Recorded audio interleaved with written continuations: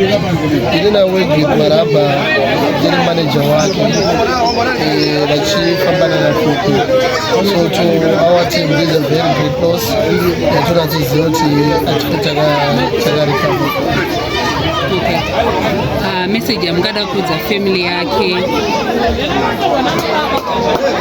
To his family, tinoti chemai netariro, and to all the fans varikuona this video, varikuona vari all corners of the country nekunze kwenyika, mafans ake ese tongoti chemai netariro.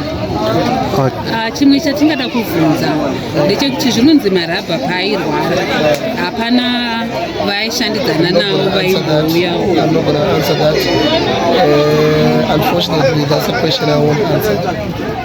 Okay, so in terms of... I won't take that as a question, I'll take that as an insult. So I'm not going to answer that. Okay, so in terms of Pamaishanda na Maraba, how was this relation between Mimi na Iye? How do you see your relationship? Okay,